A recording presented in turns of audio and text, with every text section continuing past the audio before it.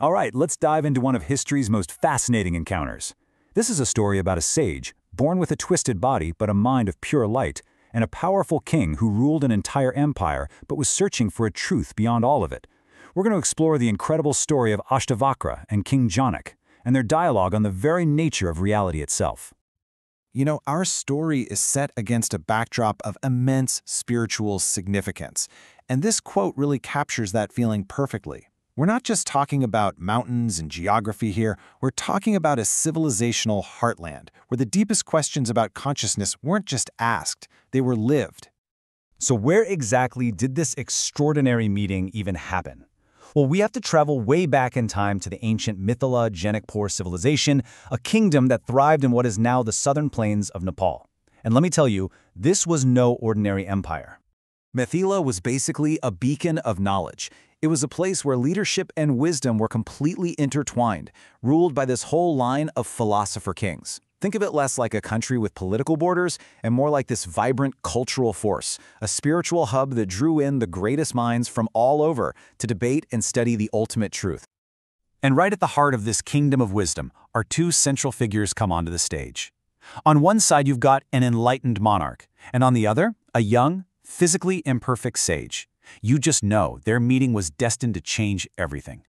I mean, just look at this incredible contrast. On one side, there's King Janak, powerful, respected, a ruler totally without ego but still a seeker. And then you have Ashtavakra, whose name literally means 8 bends because he was born with physical deformations, yet he just radiated this profound spiritual mastery.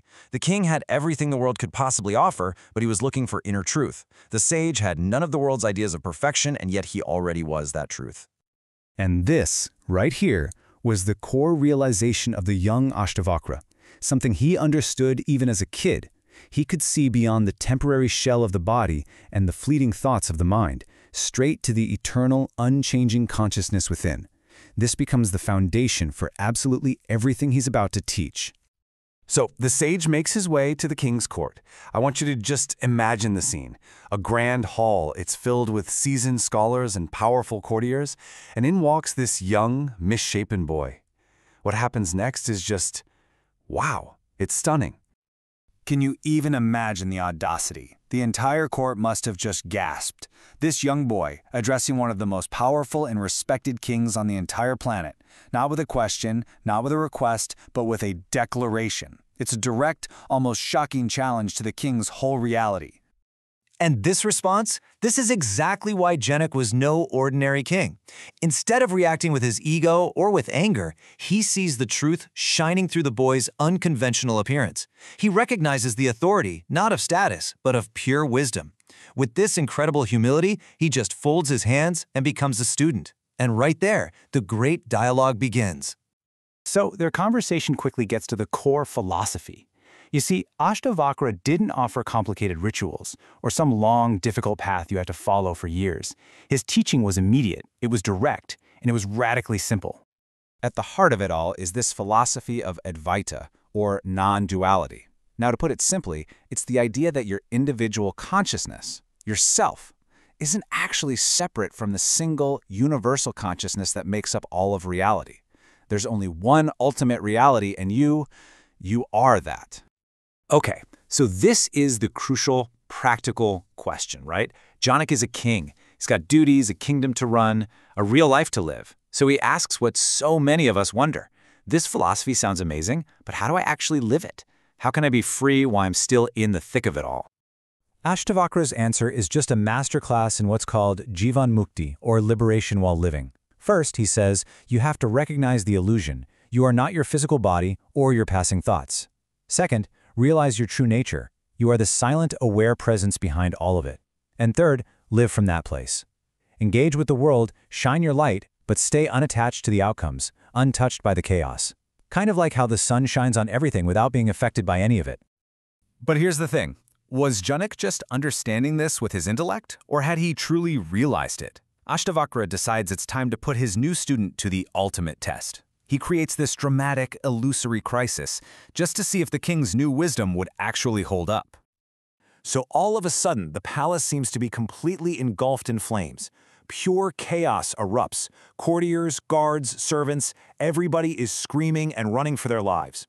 But right in the middle of all that chaos, one person stays perfectly calm, sitting completely still as if nothing is happening. King Janak. Ashtavakra walks up to him and asks the obvious question. Your kingdom is burning down. Why aren't you running? And Janak's reply, it's the ultimate proof of his enlightenment. He gets it. He understands that the palace, his kingdom, even his body, everything in the material world is temporary. But his true self, that pure awareness that he now knows he is eternal and totally untouchable. The test is over. The king is truly free. So this is way more than just a fascinating old story, right?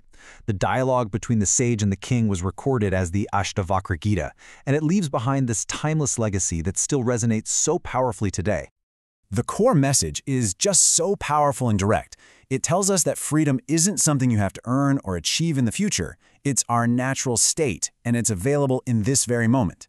It's not about following rituals, it's about a direct personal realization that you are the infinite consciousness in which the entire universe is happening. And you know, beyond just personal liberation, this story offers a revolutionary model for leadership. Think about it. At a time when most emperors ruled by force, Janak proved that real power comes from detachment and wisdom. He showed the world that it's actually possible to govern with compassion and clarity, totally free from the grip of the ego. And that brings us to a final question, one that brings this ancient wisdom right into our modern lives. In the chaos of our own worlds, our jobs, our relationships, our anxieties, Janak's test kind of forces us to ask ourselves, what is the part of you that remains when everything else falls away? If your world was on fire, what would be untouchable?